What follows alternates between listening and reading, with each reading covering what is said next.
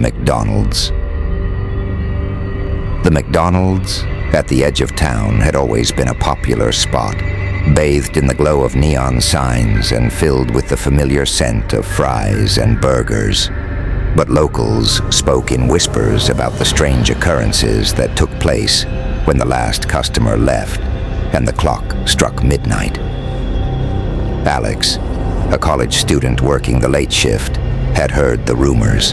Tales of eerie footsteps when no one was there, cold drafts passing through the kitchen, and, most unsettling of all, a shadowy figure seen reflected in the shiny surfaces. But tonight, he brushed off the stories, determined to finish his shift and get home. The night was dragging, and the restaurant stood eerily quiet, with only the soft hum of the fryers breaking the silence. Alex wiped down the counter, the fluorescent lights flickering above him.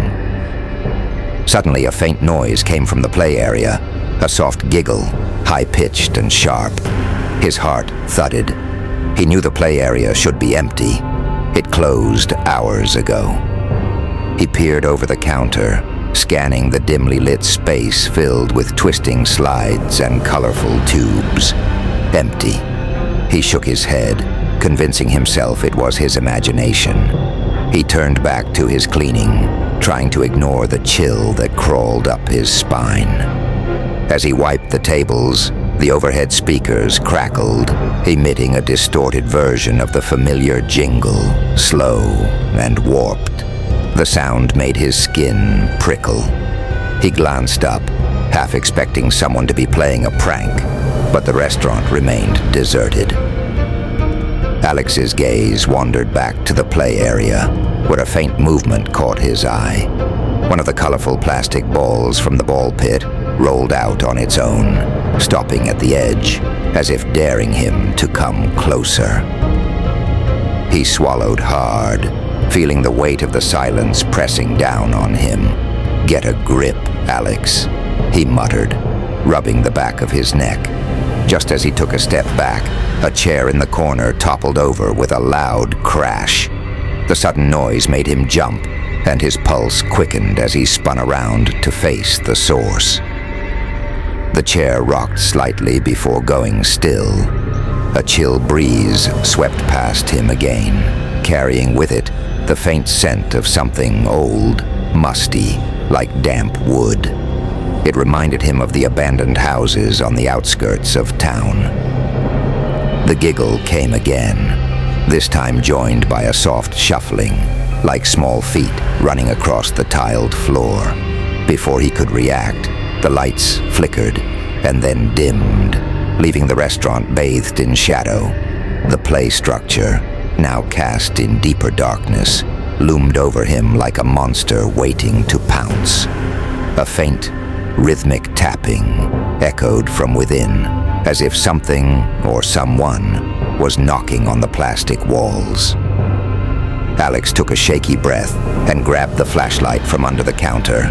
Its beam cut through the darkness, revealing empty booths and ketchup-stained trays.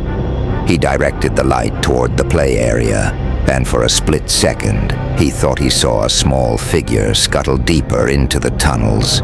"Hey, whoever's in there, come out now." His voice trembled, the command weak even to his own ears.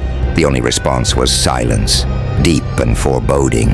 The flashlight flickered, and for a heart-stopping moment, it died, leaving Alex in near total darkness. He slapped it against his palm, and the beam sputtered back to life just in time to catch another small handprint forming on the glass door. This one trailed downward, as if whoever made it had been pulled away. Suddenly, the room filled with the faint sound of a music box, the slow, haunting melody weaving through the air. It seemed to be coming from the play structure.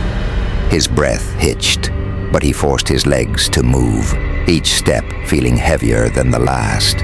As he approached, a shadow darted past behind him, reflected briefly in the glass of the soda machine. He whirled around, flashlight beam slicing the gloom, but found nothing. The whispering returned, louder now, voices speaking in broken, childlike sentences. "Come play. forever. The words chilled him to the bone. The tunnel entrance seemed to widen as he neared it, the plastic creaking like old wood. The giggle that had haunted him all night was now a cackle, low and menacing. He stepped inside, compelled by a force he couldn't resist, the light from his flashlight shaking as his hands trembled. The interior of the tunnel felt suffocating. The air was thick, and the walls seemed to close in on him. A sudden scuffle behind made him turn, but the cramped space offered no escape. He edged forward, his back against the plastic wall, as the giggles turned into a chorus of whispers. "He's here," the voices hissed. The tunnel split into two paths. From one, a faint blue light glowed, while the other lay in complete darkness. Before Alex could choose, something brushed past his leg. He yelped and shone the flashlight down, only to find a worn-out, one-eyed teddy bear sitting there, its fabric torn and stained. His heart thudded wildly. He took a tentative step toward the blue glow, sweat trickling down his temple. The light grew brighter, and as he turned a corner, he saw the source. A glowing old carousel, spinning slowly, its horses frozen in grotesque, distorted grins. Children's laughter erupted from it, but there were no children, only shadows cast by nothing. Alex stepped back, his heel catching on the edge of the tunnel. He stumbled, and the flashlight fell from his hand, rolling away as it dimmed. The carousel stopped, and for a moment, silence returned, suffocating and absolute. A sudden icy hand gripped his ankle. Alex screamed, but his voice was swallowed by the walls. He looked down to see a tiny, translucent child's hand wrapped around him, pulling him toward the dark tunnel. The whispers became a chant, echoing louder. "Stay, stay." The flashlight flickered out completely, leaving Alex in darkness. The last thing he saw before the light disappeared was the carousel horse turning its head, eyes glowing with an unnatural, cruel light. Alex's scream was swallowed by the play structure as the restaurant fell silent once more, a place where only the echoes of the past remained, waiting for the next soul brave enough to work the graveyard shift.